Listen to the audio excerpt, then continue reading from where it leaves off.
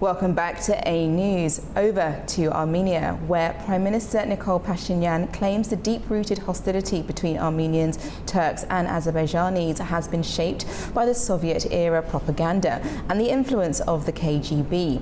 Pashinyan argued that both Armenians and their neighbours had been trapped for decades in mirrored stereotypes inherited from Soviet narratives that pitted peoples of the Caucasus against each other.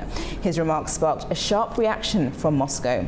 Russian Foreign Ministry spokesperson Maria Zakharova dismissed the claim and called the Prime Minister's remarks historically illiterate. Well, joining us now is Dr. Fariz Ismailzadeh, Member of the Parliament of Azerbaijan, Vice Rector at ADA University. Welcome, Dr. Ismailzadeh. Can you just tell us what you make of those remarks from Mr. Nikol Pashinyan, Prime Minister of Armenia? Good morning. Thank you very much for the invitation. There is some truth to these remarks because, as you know, Turkey is a NATO member, and during Cold War times, there was a rivalry between Soviet Union and NATO countries. So, of course, in order to weaken Turkey from inside and to bring some, let's say, disturbances, KGB used these narratives, ethnic hostilities between Armenians and Turks, and they tried to weaken Turkey from inside. So therefore there is some truth to these remarks. But overall I would say that this statement by Prime Minister Pashinyan is made in the context of peace process, because we are now moving towards the peace between Azerbaijan and Armenia, between Armenia and Turkey. So Pashinyan wants to make contribution to this peace process and to attribute the hostilities that existed towards Soviet Union, Soviet KGB. So he's trying to bring the nations and countries together and make sure that no more bad feelings, no more hostilities exist between our countries. Definitely, but can you say that can everything still be blamed on Moscow, considering the dynamics of these three particular countries? And if we look at the nation's history and grievances, it goes beyond Russia's influence, would you say? Well, indeed, I mean, the hostilities existed even before Soviet Union. The clashes between Armenians and Azerbaijanis existed even in 1905, so before Soviet Union was established. But so there is some blame which goes to both countries, and there has been a lot of mutual blame and the attempts to create enemy image from the other side. But overall, we can say that the period of occupation of Azerbaijani lands is over. Azerbaijan has liberated its lands. So now there's a chance for peace in the region. For the first time, actually, in 30 years, there's a chance for peace. So I think both countries are making that effort to establish peace and to move beyond the history. If we look into history, of course, there will be always a blame game. And I'm sure some nationalistic forces have contributed to this blame game, but we are now preferring to focus on future and peace in the region and cooperation in the region. You took the words out of my mouth. Let's look into the future, shall we? Pashinyan faces an election next year in June 2026. Should Azerbaijanis help keep the peace process alive by maintaining a positive tone or even welcoming his recent statements? And what do you expect from that election? And if there is a change in government, does that change anything? Yeah, it's going to be tough elections because there are many revanchist forces in Armenia, opposition forces that go against the peace. They don't want peace with Azerbaijan, they don't want peace with Turkey. There are diaspora groups, there's also some oligarchs which are linked to foreign countries.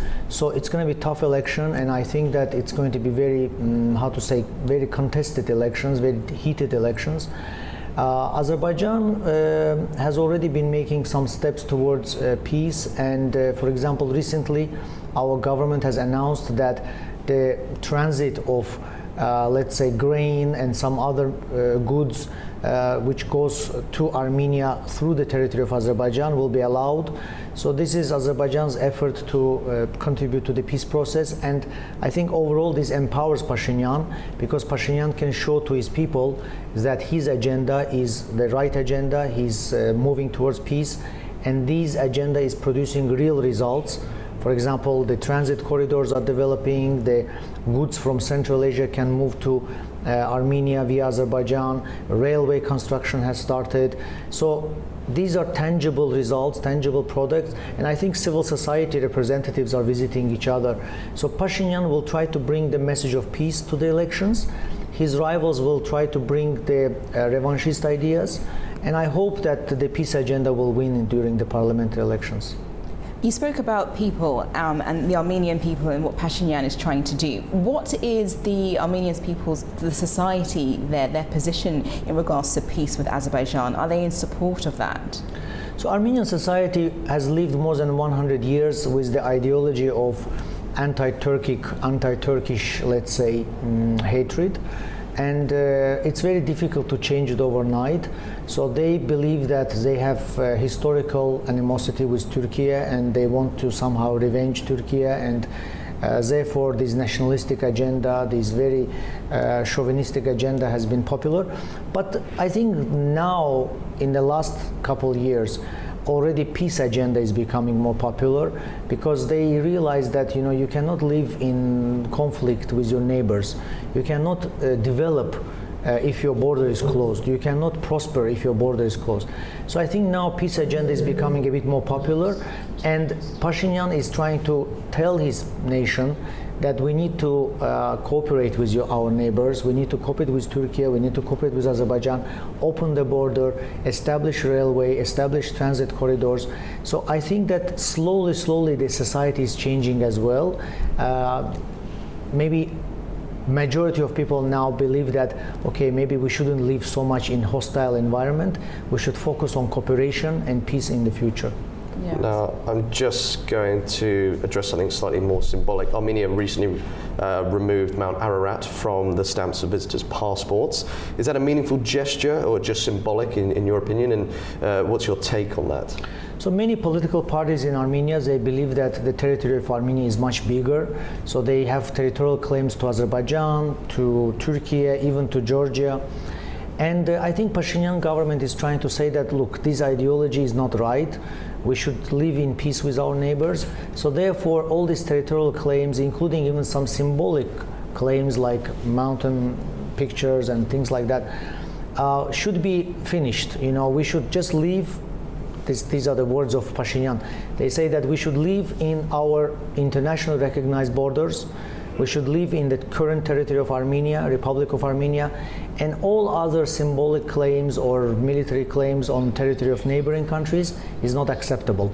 So these kind of steps, I think, contribute to the peace process overall, and it will stop irritating neighbors and stop creating unnecessary hostilities with neighbors for Armenia. And finally, just a quick question from me. What's your view on the current US-Azerbaijan partnership, especially on the back of Washington and Baku and everything that happened in August in the peace deal and things like that? Are we seeing that there's a shift now in the region between these two neighbors? Definitely. The agreements that were signed in White House in the presence of President Trump has changed a lot. It has changed US-Azerbaijan relationships overall. It created new dynamics, new page in cooperation, but it also changed overall US influence in the region. Now Americans are trying to be involved with the transit corridor, which is called TRIP, Trump Route for International Peace and Prosperity. So I think if this corridor starts functioning, America will become more involved in the region, more active, and I think overall it will be good for peace in the region. Great. Well, thank you so much for joining us. Thank you for the invitation. Morning. Thank you very much. Thank you.